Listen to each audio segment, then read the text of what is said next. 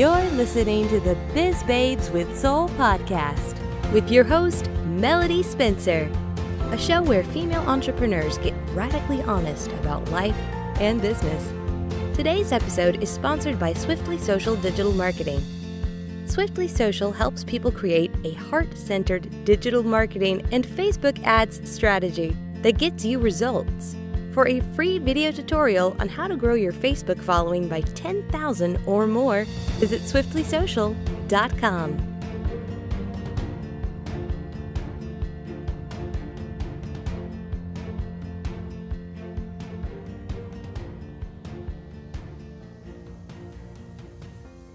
Hey guys, welcome to the Biz Babes with Soul podcast. I'm your host, Melody Spencer, and I'm super excited to have my friend Mary Shores here today. Mary and I got acquainted online a few months ago, and I just think the world of her. See, she's so much fun. She has so much wisdom to share, and I think you're going to enjoy this conversation as much as I have. So, Mary is a speaker, an entrepreneur, and an author, and she has such an interesting story. So, welcome, Mary. Hey, Melody. It is great to be talking to you again. I'm so excited. Yay! Well, so for those who don't know you yet, like I do, tell us a little bit about who you are and what you do.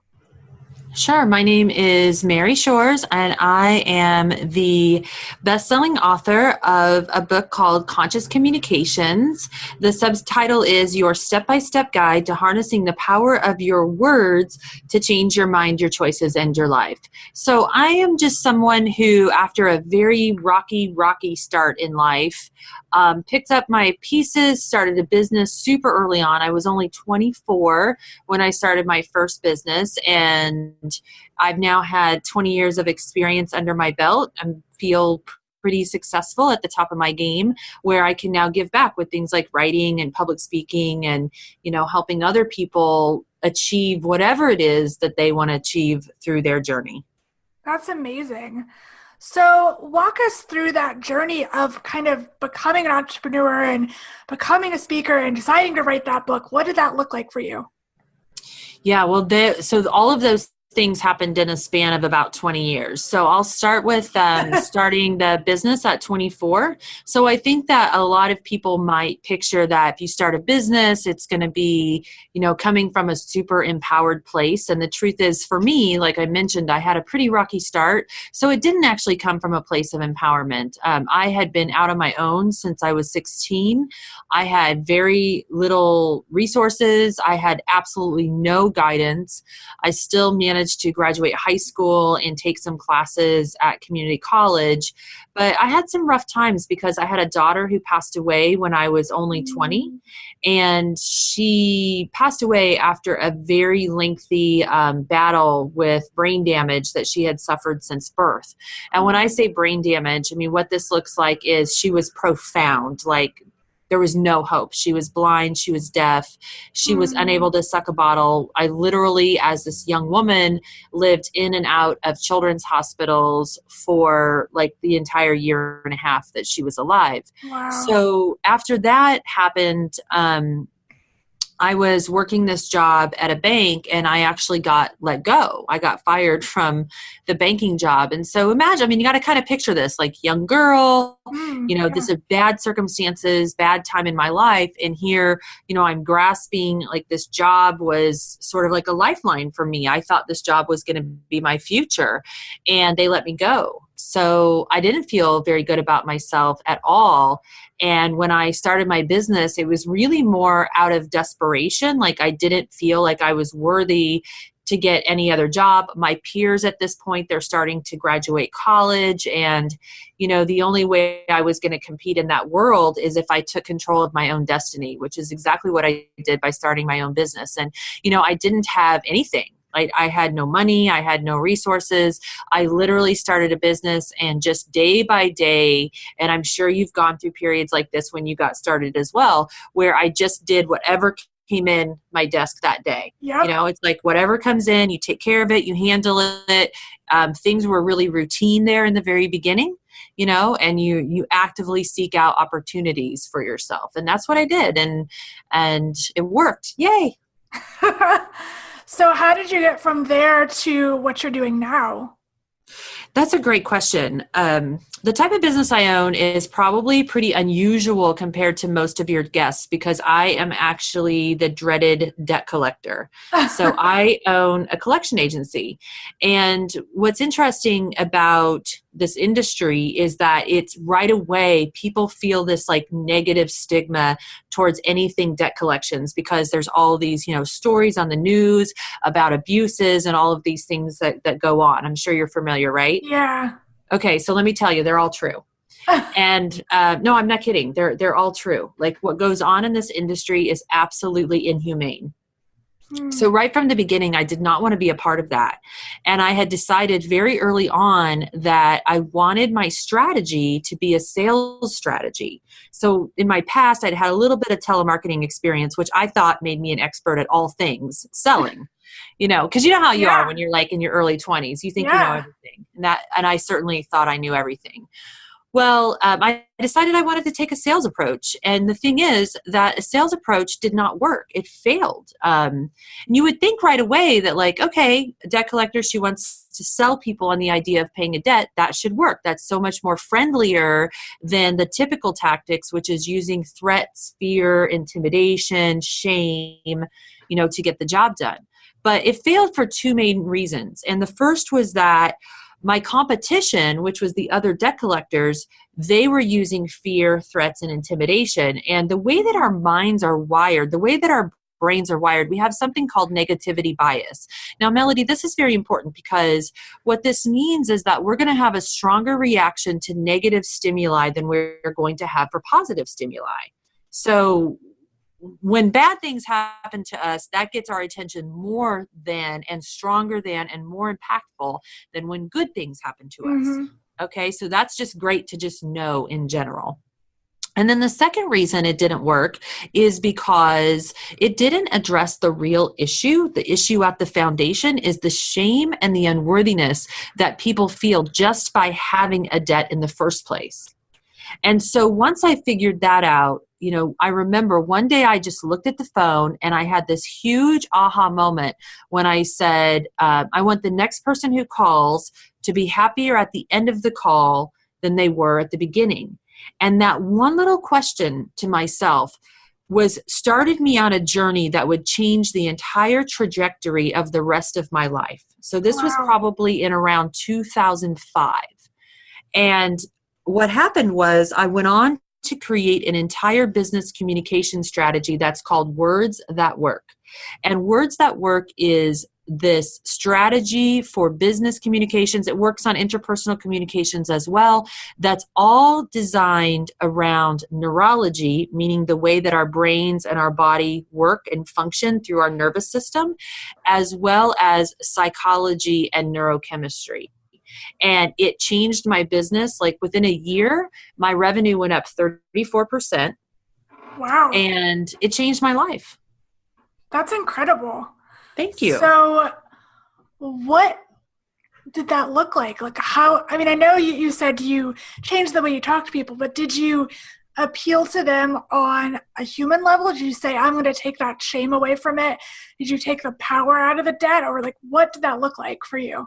That's such a great question, and thank you for asking. So it developed over a few years, but I'm going to talk more about, I'm going to give you some specifics. So in case you want to give this a try today. Yeah, I'm interested, really. There's actually just 3 really simple rules and 3 steps. So the first rule is there's a do not say list. The do not say list is a list of words that we never say, which are no, not, can't, won't, however, and unfortunately. Now, this list of words, if anyone's interested, is also right in the introduction section of my book, which we're giving all of you a link that to a free chapter of the book, so you can grab them right out of that free download if you like. So the reason that we don't want to say these words, Melody, is because when we hear these words, what happens is it triggers our freak out center of our nervous system, and what the freak out center is the fight or flight. Right? Yeah. So now picture this. Think about the last time you called your cell phone company. Mm-hmm. All right. Now, I'm taking a crapshoot here because you could answer either way, but were you happier at the end of the call or more frustrated? Usually more frustrated, yeah. Okay. Like occasionally you have a good experience, but most of the time, and do you know before you even call that you're going to be more frustrated at the end of that call? Yes. Exactly. Okay. So let me just tell you what's happening. When you know you have to call that cell phone, cable company, whoever, your body begins to remember the last time that you had to make these phone calls, and you start creating chemicals in your brain that are cortisol and like stress chemicals, right? Mm-hmm. So this is triggering your fight or flight, which means you start to tense up and you start to actually become irrational because you are not pumping blood to the strategic centers of the brain. You're pumping blood to the fight centers, meaning like you're ready to get in a boxing ring with these people. Mm-hmm. Even though you're over the phone and there's no like anybody to really fight. It's kind of like this mental thing.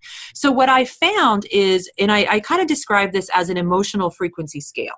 So like as soon as you start to feel that body tense up, as soon as you start to feel that stress kick in, like you just know you're going to be frustrated or these people are going to be idiots on the phone, then that is taking you up this frequency scale of emotions.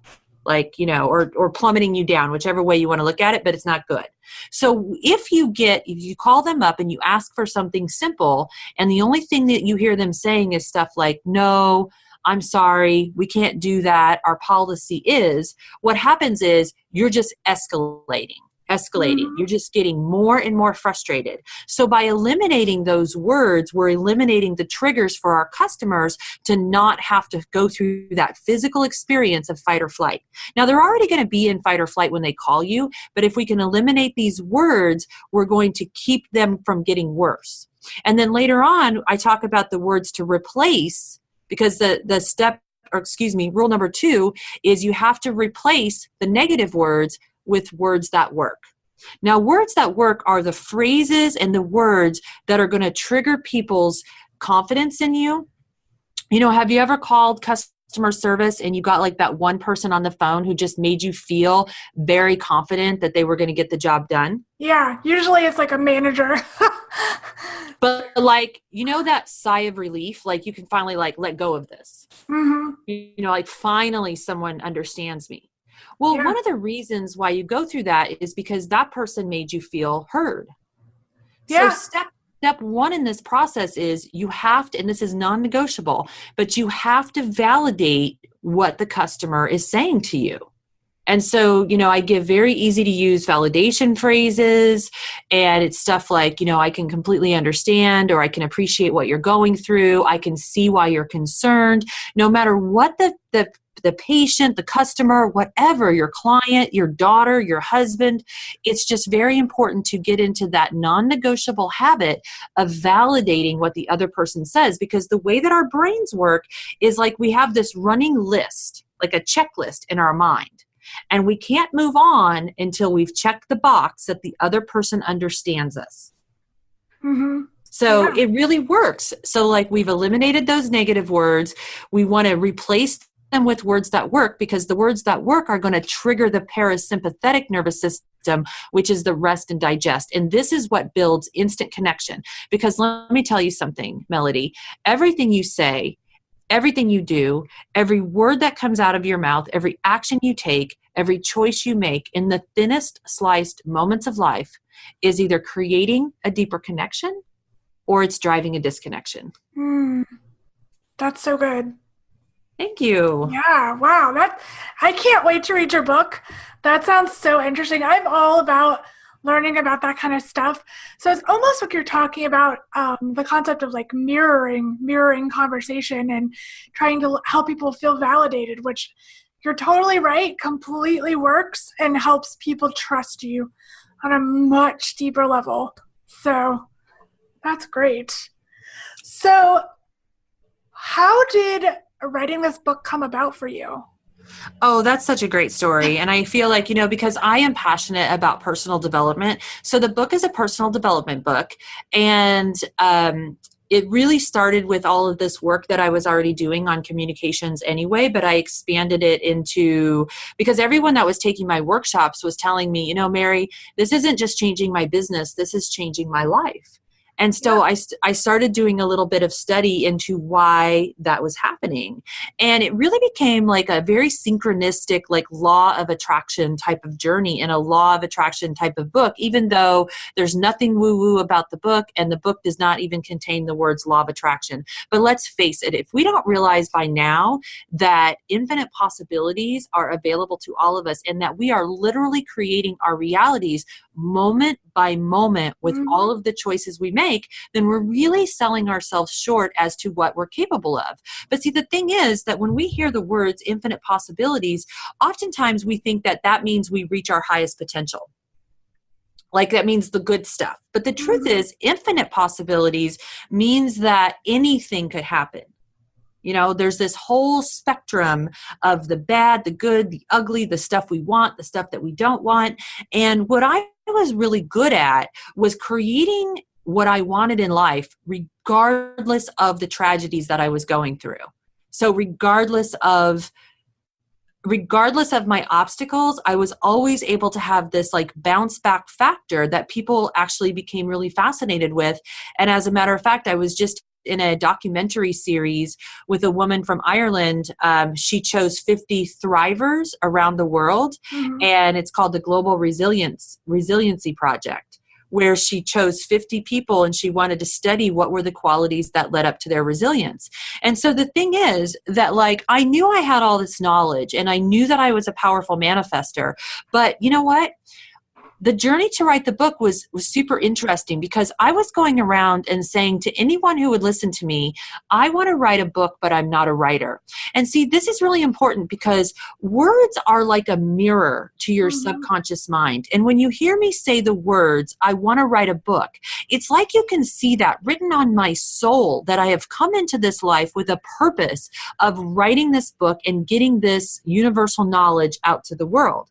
But I have a very big problem when the next words out of my mouth are, but I'm not a writer. Because see, those words are also a mirror to my subconscious. And what they're doing is they're revealing that somewhere, somehow in my past, that I've developed a belief system that I don't actually think I'm capable of writing a book. And so it's not about writing though, because don't we all do this? Like I want to start a business, but I don't have the money or I don't have the education or the support or the time or just whatever that may be. Do you know what I mean? Yeah, definitely. So there's ways that we get around that because what we have to do is learn how to break through those barrier beliefs. You know, a lot of people call them limiting beliefs.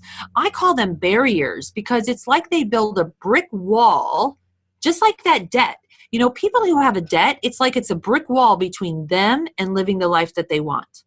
Well, when you have a barrier belief, it's the same thing. It's like this wall that has been built and you have to learn how to break through that barrier to get what you want. Yeah. Yeah, that is absolutely true. I have seen that happen in my life as well. So that's so interesting. And thinking about it now, I've said that. I've always wanted to write a book. I loved writing as a child. But the older I've gotten, the more I've said, I can't do that. I can't do that. I'm not a good writer. Even though the opposite has been told to me, there's that belief in my brain that like nobody would read it, nobody would want it, blah, blah, blah. That's exactly right. And I went through all of that. And let me tell you something. The moment it changes, there's so many ways that you can change your subconscious programming. And for me, and the way that I broke through that particular barrier belief, because we all have more than one, was I invested in myself by going to a writer's workshop. And I went to this writer's workshop in New York at Omega Institute with Cheryl Strayed was the teacher. She wrote the mega best-selling book, Wild, which was turned into I love that book. Yeah, it was turned into a movie starring Reese Witherspoon. And I went to this week-long writer's class. And at the end of the week, when I read my story, I wrote this short story about my daughter who passed away in 1993. It was about my son who's on the autism spectrum and just like what it's like trying to navigate being a lonely single parent with a child who has no rule book. And I paralleled that with like my roller coaster journey as an entrepreneur and all of the ups and downs of the entrepreneurial lifestyle. And at the end, when I read it to the class, no one laughed at me. No one told me that I wasn't a writer. In fact, people like stood in line to hug me. They were crying. They were so moved by my story, and they were making offers for me to like write for them, for their newsletters, those kind of things. Well, what happened was, see, this is the key, that my brain saw the evidence that it needed to start to rewrite that belief. I could plant a new seed of a new belief, because when my brain saw the evidence that people liked my writing, what happened is it's an alignment thing, because people talk about alignment, and alignment means getting your thoughts, your words, your actions, your choices, your behaviors, your beliefs, all moving in the same direction as what you want. And so when I saw this evidence, my brain could then change my thoughts. So instead of thinking I'm not a writer, I was now thinking I am a writer. Now that thought could then change my words, and then it changes my actions and my choices. And then within 7 months, I had a book deal with Hay House Publishing, which to me was my number one dream publisher on the planet, because I am mad, crazy, obsessed with Louise Hay. Yeah. Wow. That gives me hope that I can have something like that happen for me, because again, it's been a dream, but I've just let that barrier come up against it. And so I'm like, well, now I just got to do it. So yeah, you just have to take action anyway. And there's so many different ways, like it doesn't have to be a massive step. Like I feel like I took a pretty drastic step by taking a writer's workshop, but it doesn't have to be that, there are so many things. It can be a baby step. But one of the things that I always talk about is when you take just one step in a new direction, you open up 10,000 new doors of opportunity in your life. And you don't always know, you don't always know right here in this moment what the outcome is going to be, but you're just following your intuition, you follow, and those little signs that you get, like I happened to be watching Oprah, and Brian Weiss was on there talking about past life regression. And I thought, well, that's really interesting. I want to learn about that. And it said, oh, he's going to be at Omega Institute. So I looked up Omega Institute, and then, it's just like, one little new step at a time. Mm-hmm. Yeah. I mean, that's pretty much how this podcast was created. I just thought, I'm going to do it. Let's see what happens. And then all these people flooded in who wanted to interview me. And I've gotten to meet and interview people like you. And I've had opportunities to write for people. And it's just one little action creates a multitude of other actions. Yeah. Exactly. And I remember watching this because I knew you when that all went down. So I remember watching this happen very quickly for you. Yeah. So anybody listening, just take an inspired action and watch what the universe has in store for you, because it's good stuff. I promise. Because it's not about writing a book or starting a podcast or whatever. It's about what you need. Mm-hmm. Whether you want to start a daycare, or you want to move across the country, or you want to take a year off and travel the world, like eat, pray, love. It's about what you want. And then even if you don't know what that barrier belief is, then you can still break through them and by taking action anyway. So whenever you're held back by fear, it's like, what is one baby step I can take just to move me in the direction of what I want? Yeah. So as we're wrapping up, what would you say to a woman listening who wants to start her own business or write her own book or whatever she wants to do? What advice would you give her? I mean, if you could just pick one piece. So I'm really big on what I call 1-page action plans. Mm-hmm. So I'm not going to give you motivational advice. I'm going to say you got to get to work. So I do this thing called 1-page action plan.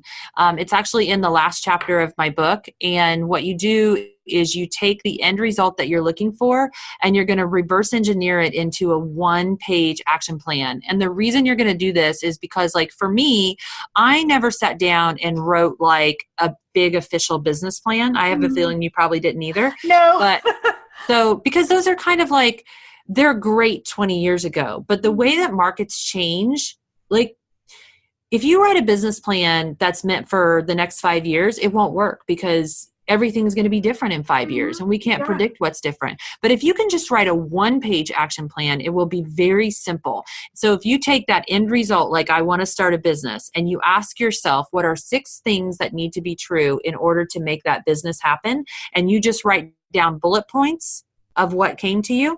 And then you take each one of those bullet points and you write a list of 3 action items for each one of them. When you get done, you will have a beautiful 1-page action plan, and you can replicate that for anything you want to do. So like, that's just one of the plans. You can write 10 of them. And like I said, that's in the last chapter of my book, but you can just follow those instructions I just gave you and do it on your own. That's such a great piece of advice, because I wish I had done that when I first started. Some of us just fly by the seat of our pants, and that's what I did 6 years ago, and I could have used an action list. So it just helps you save time and cut a little bit of drama, So like there's also, I am not knocking running by the seat of your pants, because listen, girl, I've done that too. But having an action plan just helps keeping you organized, and it keeps you focused, because let me tell you something, your power of manifestation comes from empowerment. It comes from focus. Like seriously, empowerment is one of the keys, meaning like everything you create from a place of empowerment is going to show up faster, better, longer lasting, and most importantly, it's going to have a huge impact versus what you create from a place of disempowerment, which is weaker, it's stressful, and it does not make a big impact. Yeah, that's so, so true. So this has been an amazing conversation. If anybody wants to get in touch with you or learn more about you, where can they find you online? I would love any of your audience to get with me I have a Facebook group. It's called Fearless Ambition. So you are all welcome to join that if you like. I also have a website, maryshores.com. That's MaryShores. My big ask is, if you resonate with what we talked about today, please go on Amazon, check out the book Conscious Communications by Mary Shores. And I always say, like, if you just read the little description there and a handful of reviews, you will know right away whether this book is for you or not. Mm-hmm. And of course, you can find all my social media links with what we gave Melody and on my website. We also have that really cool download for you guys today, which is the Daily Desires Diary. And I could talk for half an hour just on that, but I'll just leave it a mystery. If you want it, go grab it. It's free. Yeah, and I'll put all of this in the show notes for you guys. Mary, it's been a pleasure. I hope that all of you enjoyed this conversation as much as I did. Thank you, Melody. It was my pleasure. All right. Thank you, everybody. Enjoy. Until next time. Bye. Thank you for joining me for the Biz Babes with Soul podcast. Don't forget to like, subscribe, and share with your friends. To learn more about me, Melody Spencer, and the show, please visit swiftlysocial.com.